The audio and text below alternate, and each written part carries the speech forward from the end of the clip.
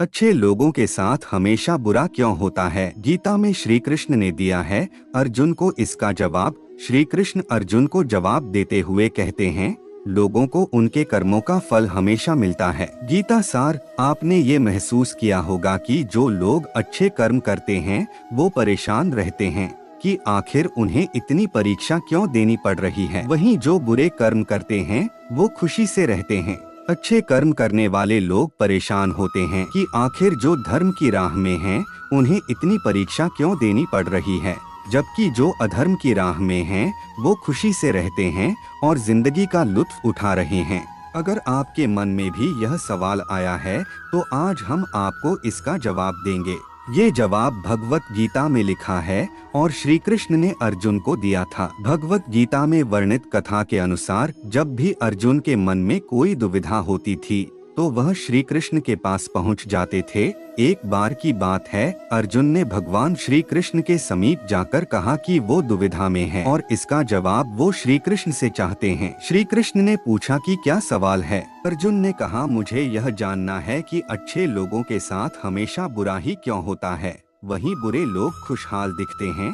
अर्जुन के मुंह से ऐसी बातें सुनकर श्री कृष्ण मुस्कुराए और कहा, मनुष्य जैसा सोचता है और महसूस करता है वैसा कुछ नहीं होता है, बल्कि अज्ञानता की वजह से वो सच्चाई नहीं समझ पाता है। अर्जुन उनकी ये बात समझ नहीं पाए।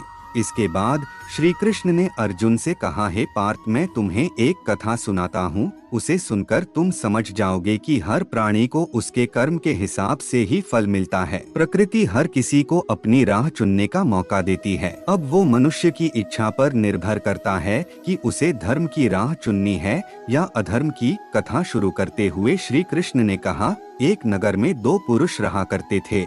एक पुरुष व्यापारी था जिसके जीवन में धर्म की बहुत महत्व थी। वह पूजा पाठ में यकीन रखता था। वह हर रोज मंदिर जाता, भगवान की पूजा करता और दान धर्म भी करता था। और वहीं दूसरा पुरुष बिल्कुल विपरीत था। वह हर रोज मंदिर तो जाता था लेकिन पूजा करने नहीं, बल्कि मंदिर के बाहर से जूते चप्पल चुराने। उसे दान और धर्म से कोई लेना देना नहीं था। समय बीतता गया और एक दिन बहुत जोर की बारिश हो रही थी।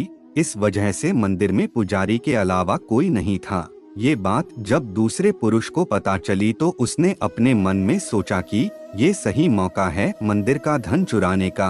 पंडित से नजर बचाकर उसने मंदिर का सारा धन चुरा लिया।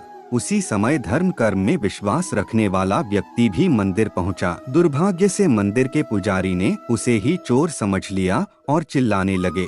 वहां लोग एकत्र हो गए और उसे बहुत मारा। किसी तरह वो बचते बचाते वहां से निकला तो दुर्भाग्य ने उसका साथ वहां भी नहीं छोड़ा।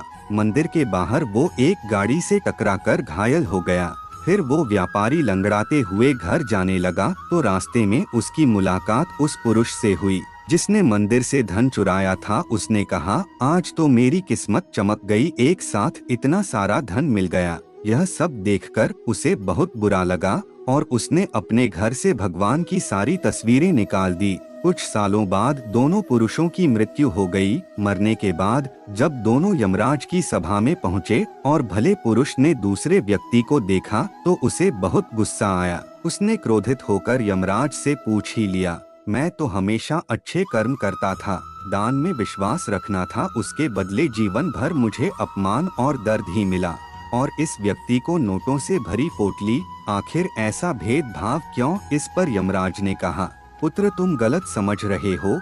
जिस दिन तुम्हारी गाड़ी से टक्कर हुई थी वह दिन तुम्हारे जीवन का आखिरी दिन था, परंतु तुम्हारे अच्छे कर्मों की वजह से तुम्हारी मौत सिर्फ एक छोटी सी चोट में बदल गई। तुम इस दुष्ट व्यक्ति के बारे में जानना चाहते हो? दरअसल इसके भाग्य में राजयोग था, मगर इसके कुकर्मों और अधर्म की वजह से वह सिर्फ एक छोटी सी धन की पोटली में बदल गया। कथा सुनाने के बाद श्री कृष्ण अर्जुन से कहते हैं, हे पार्थ, क्या अब तुम्हें तुम्हारे सवाल का जवाब मिल गया?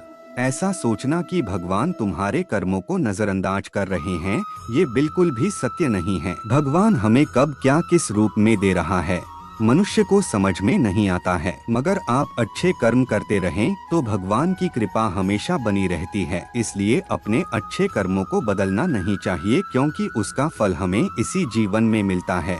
इसलिए मनुष्य का फर्ज है कि वो हमेशा अच्छे कर्म करते रहे, क्योंकि श्री कृष्ण ने गीता में भी बताया है कि किसी के द्वारा किया गया कर्म बेकार नहीं जाता है, चाहे वो अच्छा हो या बुरा। दोस्तों, आप देख रहे थे आध्यात्मिक PRS यूट्यूब चैनल। आशा है कि वीडियो आपको पसंद आई होगी। ऐसे ही नए ज्ञानवर्धक वीडियो देखने के लिए चैनल को सब्सक्राइब करना ना भूलें।